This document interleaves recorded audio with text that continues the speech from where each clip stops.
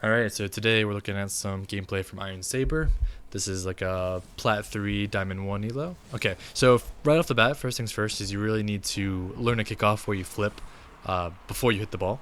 So you need to get more comfortable doing like more advanced kickoffs. So what I mean by that is like here, you're just driving straight down the center until you hit the ball. You should be flipping right about here. And then landing, and then flipping here. Right now, you're doing more of a just like driving the ball, use all your boost, try to get there first type of kickoff, and it's not going to work very well. This is going to get you punished a lot in higher ranks, so it's definitely worth, honestly, I would recommend playing some 1v1s, and I know everybody hates 1v1s, but it's really good practice for getting a really solid kickoff, which is really important in 2s, because like, so in 3v3, you can get away with having a bad kickoff because usually one of your teammates will be back, and if there is a goal that happens, it's not really your fault. Like, unless you completely miss the ball, it's not really your fault.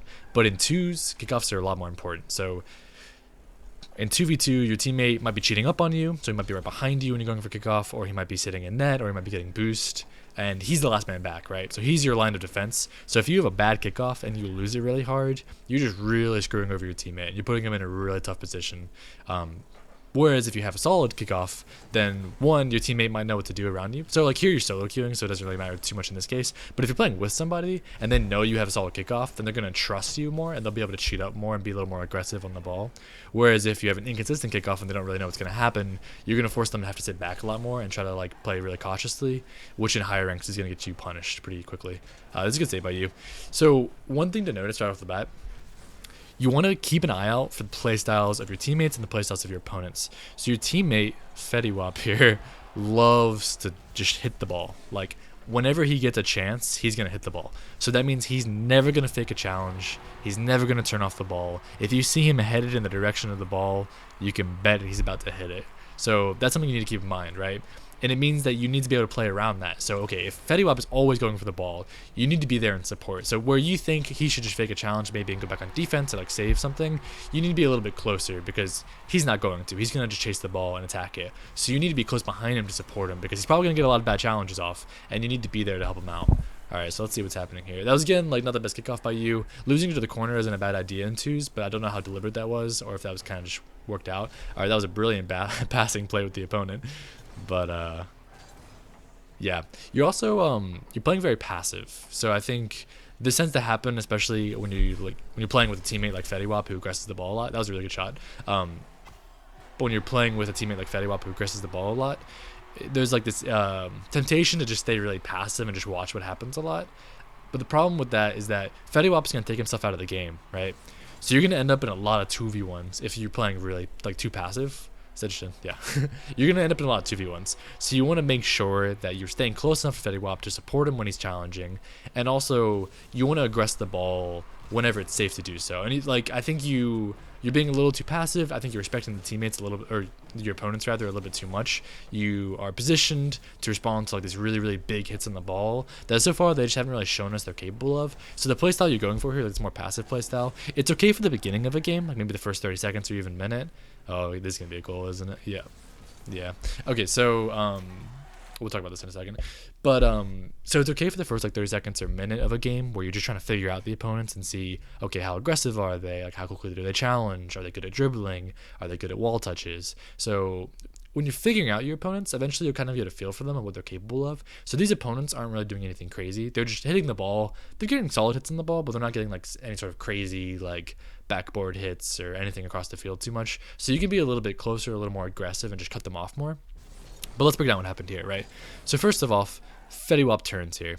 And the reason he turns, honestly, is because you're really far away. I don't know if Fediwap is aware of this. Yeah, he is aware of this. See, this is actually a pretty good play by him. I thought he was just ball chasing, but he turned off ball cam here to check where you were, and he saw you were in net, so he turns. He feels like he has to challenge because you're not challenging. And this is kind of situational. So like 2v2, sometimes you want the man who's rotating back, in this case Fediwap. Sometimes you want him to challenge the ball if he's in a position to do so. But here he's kind of too far away from the ball, so it's kind of awkward for him to turn and challenge. Whereas if you had just turned earlier and Fediwap had turned off his ball cam, seen you turning, he would have just gone straight back to net and then he would have been fine. But instead he turns early. He doesn't do a great job here because he's like just getting inside his own head because it was an awkward turn, and now he's like just flopping all over the place. So Mr. Fireball over here just walks past him, and like look how easy this was for. Oh, Jesus Christ! What are these camera settings? Oh, he's on Twitch. Okay, whatever. So Jesus. This guy just like walks past your teammate real easy. You know, he didn't have to do anything fancy there. He just tapped the ball, and your teammate just got outplayed, right? And then look how easy it is to get past you too, right? And the big reason for this is because you're too far away. So your teammate challenging the ball here, and you're sitting in net, which you think is safe, but the problem is your teammate got taken out of the game, and the opponent still has control of the ball. So you need to be closer. Like you need to be aggressing the ball and then throwing a challenge like right now. Instead, two things you do wrong. One is you're not going, like you're just driving forward, but you're not boosting forward. You're kind of just like slowly going forward. You don't even boost until here. So you could be a lot closer to the ball right now already. And the second thing is you're going where you think the ball is going to be rather than where it is. So you're trying to predict him hitting this ball to your left, but he just cut the ball again, and he just takes you out of the game pretty easily. If you just go for the ball and like the only thing you think about to be like where the ball is and just get a hit on the ball, then that's not a goal. And that's a big thing in 2v2 defense. Is like you want to just make sure you're not getting faked and you're not getting flicked or cut. You want to just get a touch on the ball, and you know sometimes you're gonna get outplayed. That's gonna happen. You know, you're gonna play against players who have really, really good ball control, and there's nothing you can really do about that. But what you can do is just make sure that you're coming at an angle where you're covering like the highest number of possibilities. This houses. Okay, Jesus, I thought it was gonna be a goal. All right, let's get back into this gameplay.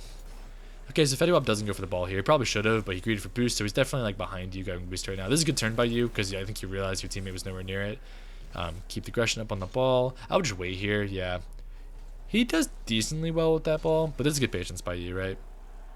You're just waiting to see where he passes you the ball, because at the end of the day, that was always going to be him just passing you the ball. He doesn't have good enough control to like control that. I mean, to be fair to him, that's a really tough touch. It's a tough play off the back wall, but it was good patience by you just to wait and watch and see what's happening.